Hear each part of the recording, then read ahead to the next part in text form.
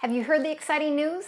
TripAdvisor just recently voted St. Pete Beach as having the #1 beach in the entire United States. Seriously.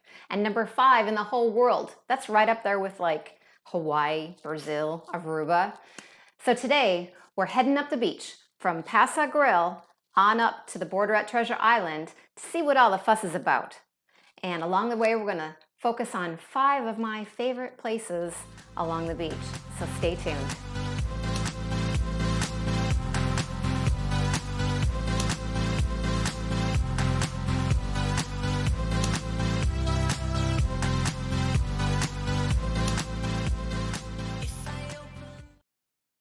Hi, I'm Tracy Forth, and I am feeling so happy and lucky to be living in the town where we have the #1 beach in all of the US. That's right, St. Pete Beach. Here, I'm a local beach realtor, otherwise known as the Fancy Lady of Real Estate, and I want to welcome you to St. Pete Beach, Florida Living, my YouTube channel. So today you're joining me on a sort of beach crawl. We're going to start at Pass-a-Grille, which is the southernmost part of St. Pete Beach, and we're going to work our way up the beach toward the border at Treasure Island. Now along the way we're going to stop at just 5 of my favorite places. So there are a lot of places that we could highlight, but I had to pick and choose, so we picked 5. So I'll be sharing those with you today. Before we get started, if you like learning all about St. Pete Beach and you'd like to hear more, please go ahead and do me a favor, like and subscribe to my channel down below if you haven't already. And with that said, let's get started. So I guess we all know what St. Pete Beach is known for now, right? Those long stretches of gorgeous white sandy beaches, that blue-green water, amazing sunsets. But I can't truly give all the love to just St. Pete Beach. We have to recognize our neighbors. We have to give them a little bit of a shout out, right? Don't we? Come on. We have more than one beach that made that list of top 25 in the US, just up the Pinellas Peninsula. Bonaire Beach is on that list at number 9. Treasure Island Beach is at 16. Clearwater Beach is at number 18. So kudos to you guys. Not bad. Oh, I should also say our southern neighbor, Siesta Beach, also makes the list at number 17. This is a list that includes places like Hawaii, Brazil, and places I've never heard of that just look amazing. So that's pretty tremendous. So Pass-a-Grille, the southernmost part of St. Pete Beach, was truly the first beach town back in the 1800s. It was the place to be. That is, if you wanted to go to the beach. A lot of people didn't really consider the beach a great place to go. A lot of bugs, not a lot of accommodations, and it was a pain in the butt to get to. Can you imagine having to take a ferry and lug everything from your home to the beach where there really wasn't a great place to stay? It wasn't until like 1920s when they built a bridge from the mainland to Pass-a-Grille that made it a little easier to get to. I mean, today, look at packing up the SUV or the van, getting everybody in the vehicle to go to the beach. It's kind of an ordeal, right? Can you imagine having to take a ferry and haul all your stuff? Beach blankets, sunscreen, snacks, unmanageable, unhappy children when it's hot and sticky. So that's kind of how Pass-a-Grille got its start. And today it is truly one of the best places in St. Pete Beach to visit and to live. Their beaches are spectacular. And that brings me to another spot that you might want to check out when you're in Pass-a-Grille, and that is the Hurricane. It's a landmark of Pass-a-Grille. It got its start as a bathhouse way back when. Then it was a hotel for a time, and it wasn't actually a restaurant until 1977. And today it is a thriving establishment where people go to have cocktails, to watch the sunset over dinner on the rooftop. You must, whether you eat there or have a snack or whatever, you need to go to the rooftop and just enjoy that breathtaking view. Any time of day is gorgeous from up there. So that's number 1. Our next stop is the Don CeSar, otherwise known as the Pink Palace.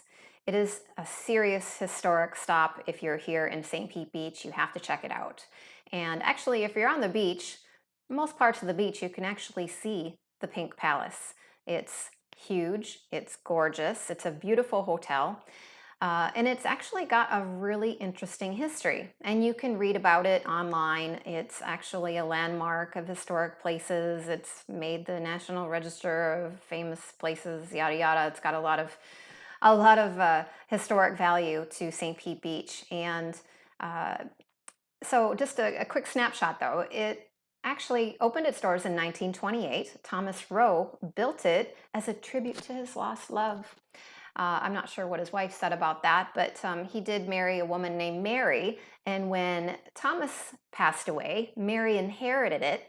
And then the US Army moved in, basically took it from her. I mean, they paid her. I'm not sure what the value was, but they gave her some money.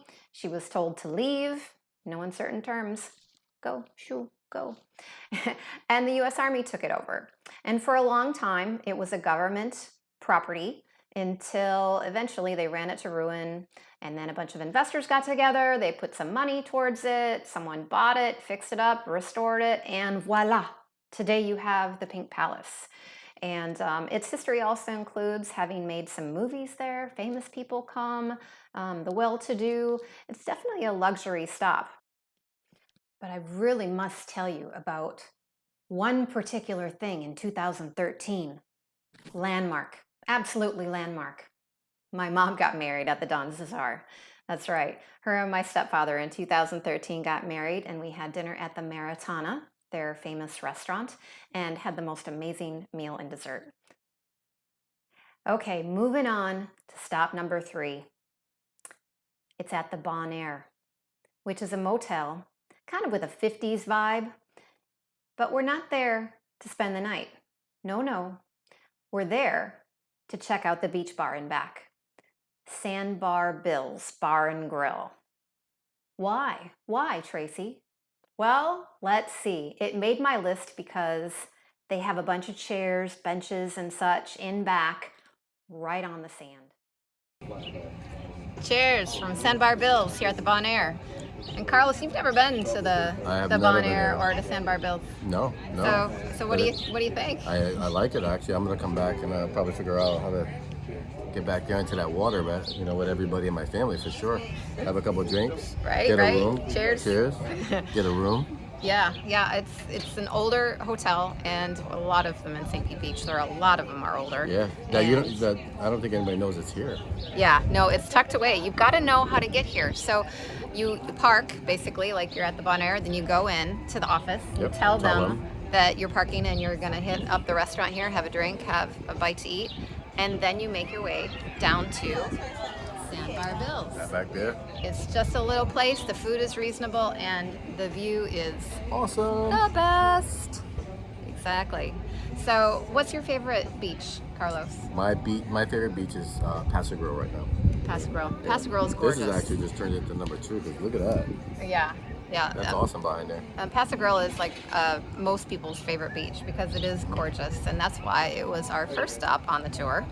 And we're continuing to make our way up, but first we're going to enjoy these delightful cocktails, and then we'll continue. All right. Number 4, we're taking a detour a little off the sand, but I gotta mention it because locals and tourists alike love Freaky Tiki. Freaky Tiki Surf Shack.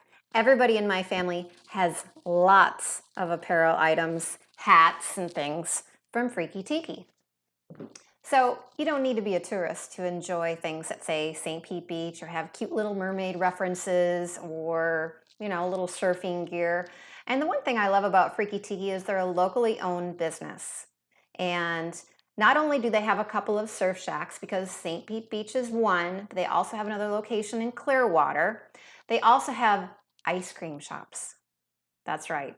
And the quality of their products is on point. Their cotton is super soft, their ice cream is super fresh, and Freaky Tiki is local. And who doesn't just love saying Freaky Tiki? And finally, we make it to number 5. And it was really hard to choose. There are only 5 spots and so many places to choose from. So if I had to choose on a day-to-day to go somewhere, I would go to Upland Beach because it's really close to my house. It's my favorite beach. There's Paradise Grill there. You can grab a bite to eat. You play volleyball. I play beach volleyball with my friends, and just it's a great place to hang. It's a beautiful beach, #1 in the US. And this next place, because of its location right next to Upland Beach, we're going to call it #5 as well. And that's the Toasted Monkey, a great beach bar and grill. It's right off of the beach, but it's got a great view of the water, multiple levels. It's got an outside seating area as well as a rooftop. Well, enough said. Just check it out. I'm having fun. I think Carlos is working too hard.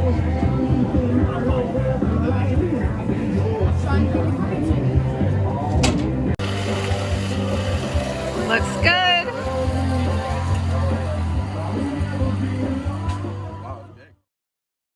So if you've been to St. Pete Beach before, or you live here, I know you have your favorites, and I didn't cover them in my top 5. There are so many great spots to try, restaurants, places to see, things to do. I could go on and on, but I wanted to focus on 5. But beyond that, I wanted to say one last thing in closing, and that is, if you're like me, you're watching this video, chances are you love the beach, you love the ocean. And I wanted to take this moment to mention something that I recently saw and something I feel very passionate about, and that is saving the ocean. And recently I watched Seaspiracy on Netflix, and I want to say it's worth watching, and I hope you watch it. And because I love the beach and I want the oceans to be here for my children, and it was really eye-opening. I thought I knew the challenges we faced with saving our oceans. It is much bigger than me. It's much bigger than I anticipated, and it was hard to watch that show. I got through half of it before I had to stop, and I have to finish it. But we need to do something now before it's too late. I want the oceans to be here for my kids, and I know you do too. And if we don't do something, they won't be here. And so I know this isn't a happy ending for my video, but I felt very strongly that I should say something. So I hope you'll take the time to watch Seaspiracy on Netflix. And I pray that we'll all together make a difference.